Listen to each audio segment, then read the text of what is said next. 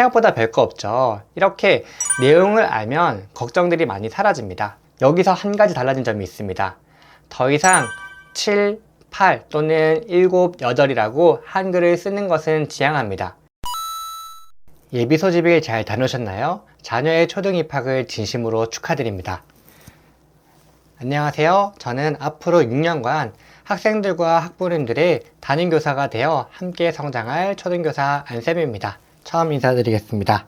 초등학교 입학이라는 것은 아이한테도 그렇고 부모님께도 그렇고 정말 긴장되면서도 또 한편으로는 설레고 기대되는 마음도 양쪽의 마음이 다 들 수밖에 없습니다. 모든 것이 바뀌는 낯선 환경이기 때문에 저와 함께라면 그런 두려운 마음을 극복하고 한 걸음씩 성장할 수 있으리라 생각을 합니다. 오늘은 첫 영상으로 1학년 때 과연 입학하기 전에 챙겨야 되는 것은 무엇이고 과연 학습적으로는 무엇을 배우고 아이들은 어떤 것들을 어려워하는지 하나씩 친절하게 말씀을 드리도록 하겠습니다. 초등학교 입학을 하게 되면 22년도부터 입학 지원금을 주게 됩니다. 각 시도 교육청에서 신청하는 것이 있고 그 다음 자치구 별도로 시행하는 것이 있으니까 예비 소집일 날 받은 안내장을 꼭 꼼꼼하게 확인해 주시면 좋겠습니다. 그리고 아이에게 알려줘야 할 사항들은 굉장히 많겠지만 저는 우선 두 가지만 말씀을 드리겠습니다. 첫 번째로는 초등학교 3월 달에 입학을 하게 되면 입학 초기 적응 활동이라고 해서 공부를 바로 하진 않습니다. 왜냐하면 학교라는 공간에 처음 왔고 낯선 교실, 낯선 공간, 낯선 선생님들이랑 있기 때문에 학생들이 공부를 하는 것이 우선이 아니라 이 학교 안 교실이라는 공간에 적응을 하는 것이 가장 급선무입니다. 첫 주에는 2시간, 그 다음 주에는 3시간, 그 다음 주에는 4시간 조금씩 시간을 늘려가면서 학교에 적응하기 시작합니다. 학교 소개도 하고 선생님 소개도 하고 주위 친구들을 인사하는 그런 학교에 적응하는 시간이기 때문에 아이에게 너무 큰 부담감을 심어두지 않으셔도 됩니다. 학교라는 공간은 충분히 즐거운 공간이다. 달라진 것도 분명히 있지만 그렇게 겁먹을 필요도 없다라는 것을 알려주시면 좋겠고요. 입학하기 전에 꼭 아이 스스로 혼자 말할 수 있도록 연습시켜주면 좋은 말과 행동들은 제가 영상을 끝에 링크로 남겨두도록 하겠습니다. 이 영상을 토대로 우리 아이들에게 최소한 이것만큼은 알려주시면 좋겠습니다. 실제로 저도 1학년 담임을 하면서 학부모님과 소통을 굉장히 많이 했는데 이때 궁금해하시는 것들을 크게 묶어서 90가지 질문으로 정리를 했습니다. 입학 전 준비사항부터 생활지도, 친구관계, 학습지도 이런 것들이 궁금하신 분들은 이 책에 정말 자세히 나와 있으니까 제 영상을 참고하시는 것도 좋고 아니면 이 책을 통해서 필요할 때마다 꺼내보는 것도 권장하겠습니다. 이 중에서도 오늘은 학습적인 측면 2가지, 국어와 수학에 대해서 자세히 말씀을 드리겠습니다. 올해부터는 작년과 달라진 점이 하나 있는데요. 지금까지는 2015 개정 교육과정을 적용받았다면 이제 입학하는 1학년부터는 2022 개정 교육과정을 적용받습니다. 학교에서 학생들을 가르칠 때 기본 토대가 되는 국가 방향이라고 생각하시면 되는데요. 간단하게 몇 가지만 말씀을 드리겠습니다. 첫 번째로는 한글 교육 강화입니다. 정말 많은 학부모님들이 걱정하시는 것이 우리 아이들이 한글 공부가 아직 못하는데 괜찮나요? 미리 한글을 떼고 가나요? 이런 걱정과 근심들을 알고 있기 때문에 교육부에서도 1학년을 한글 책임 교육제라고 해서 한글 교육을 학교에서 책임지겠다 라고 해서 매년 한글 교육을 강화하고 있습니다. 작년에도 한글 교육을 강화했지만 그럼에도 불구하고 많은 걱정이 있기 때문에 올해도 작년에 비해서 34시간 1학년 1학기에 한글 교육을 더욱더 강화시키겠다. 그러니 아직 한글을 모르더라도 전혀 걱정하실 필요가 없다라는 것을 말씀을 드립니다. 두 번째로는 신체활동 강화인데요. 아이들이 정말 좋아하는 활동 중 하나가 바로 신체활동 또는 체육입니다. 하지만 저학년은 체육교과라는 과목이 없고 통합교과 안에 즐거운 생활이라고 해서 아이들이 야외활동을 하거나 신체활동을 할 수 있는 것이 있는데 이번 바뀐 교육과정에서는 최소한 주 2회 이상은 신체활동을 강화하라고 이렇게 지침이 내려왔습니다. 우리 아이들이 열심히 뛰어놀면서 신체활동을 할 수 있지 않을까 기대하고 있습니다. 셋째로는 안전교육 강화인데 1학년의 안전한 생활이라는 교과 중에서 꼭 그 시간에만 공부하는 것이 아니라 다른 공부를 할 때에도 학생들의 안전과 관련이 있으면 계속 연계해서 안전교육을 실시한다 라고 받아들이시면 될 것 같습니다. 네, 그럼 이제부터 본격적으로 국어와 수학을 말씀을 드릴 텐데요. 우리 부모님께서 가장 걱정하시고 큰 걱정이 무엇이냐면 우리 아이들이 과연 잘할 수 있을까? 미리 공부하지 않았는데 학교 공부를 따라갈 수 있을까? 라는 걱정을 하시는데 이 걱정은 당연하다고 생각을 합니다. 왜냐하면 학교에서 어떤 내용을 배우는지 모르고 있기 때문입니다. 그래서 학교에서 실제 배우는 내용을 말씀드리면서 어떤 부분을 유의하면 좋을지 함께 말씀드릴 테니까 이를 참고하신다면 우리 부모님들의 걱정과 근심이 한층 꺾이고 우리 아이들 학교 생활에 자신감이 올라갈 수 있을 것이라 말씀을 드립니다. 자, 좋아요 한 번씩 눌러주시면 저에게 큰 힘이 됩니다.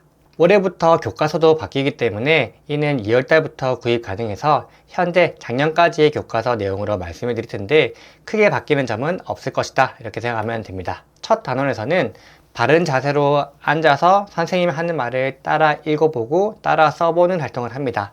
국어도 바로 3월달부터 공부하는 것이 아니라 아까 말씀드린 초기 적응 활동이라고 해서 2주에서 3주 각 학교의 프로그램에 따라서 실시하고 나서 그 다음에 국어 공부도 함께 진행을 합니다. 바른 자세로 앉아 있을 수 있어야 공부를 할 수 있겠죠. 그리고 1학년 학생들은 아직 손 근육과 장 근육이 많이 발달하지 않았습니다. 그래서 3월 달에는 초기 적응 활동으로 우선 선긋기를 연습하면서 학생들이 연필을 잘 잡을 수 있는지 그 다음에 선을 제대로 그을 수 있는지 이를 연습하면서 손 근육도 발달시키니까 이런 것도 이렇게 시스템이 있구나 생각하시면 되겠습니다. 2단원부터 본격적으로 국어 공부, 한글 공부가 시작됩니다. 재미있게 기억, 니은, 디귿이라고 해서 자음 공부를 하고요. 그 다음 3단원에서 다 함께 아야, 어여, 모음을 배우게 됩니다. 2단원과 3단원을 정확하게 배웠다면 4단원에서 자음과 모음을 합쳐서 이제 글자를 만들어 보는 연습을 하고요. 그리고 이제 인사하는 방법을 배우면서 1학기 공부가 끝나게 되는 겁니다. 생각보다 별거 없죠. 이렇게 내용을 알면 걱정들이 많이 사라집니다. 1학년 1학기에는 학생들이 한글을 배우고 있기 때문에 그림 읽기라든지 받아쓰기 같은 것도 최대한 지양하고 금지시킨 학교도 많습니다.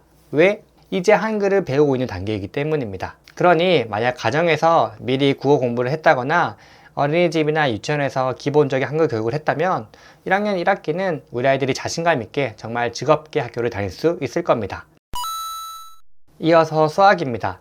국어도 마찬가지겠지만 수학은 위계성이 정말 강한 학문입니다. 1학년 내용을 모르면 2학년 때 알 수 없고 2학년 내용을 모르면 그 다음 학년도 알 수 없습니다.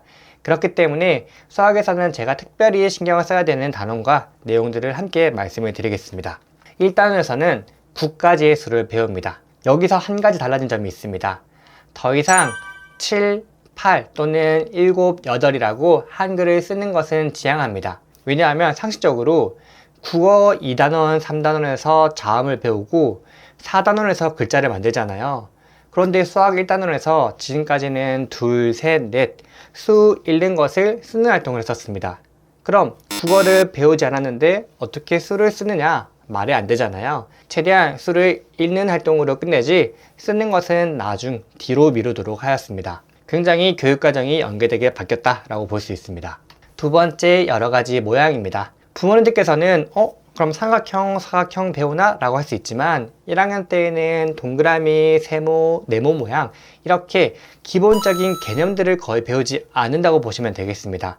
수학 1학년 학생들한테 개념을 가르치는 것은 굉장히 어렵고 숫자에 대해서만 배우고 간단하게 덧셈 뺄셈 정도만 배운다고 보시면 되겠습니다. 개념적인 부분을 아직 공부하는 단계가 아니다 보니까 무조건적인 암기교육을 할 필요 없이 간단하게 연산을 할 수 있는지 아니면 수를 알고 있는지 이런 것들만 도와주시면 되겠습니다. 3단에서 중요한 내용이 나오겠죠. 바로 덧셈과 뺄셈입니다. 처음으로 연산, 즉 계산이 등장하는 부분입니다. 그렇다 보니 우리 부모님들은 걱정이 되고 주변에서 너무 많은 이야기를 들었어요. 그러다 보니 아이들에게 하루에 몇 페이지씩 문제를 풀게 하고 반복 연습을 시킵니다. 그것을 좋아하는 아이들이라면 부담 없이 하겠지만 이때부터 계속 똑같은 것을 지겹게 반복하고 강요한다면 아이들이 연산은 귀찮은 거구나, 연산하기 싫어, 수학에 대한 흥미가 떨어질 수 있기 때문에 과도한 연산 문제보다는 아이들의 수준과 이해를 파악할 수 있는 정도만 하셔도 충분히 우리 아이들에게는 큰 효과가 있을 것입니다.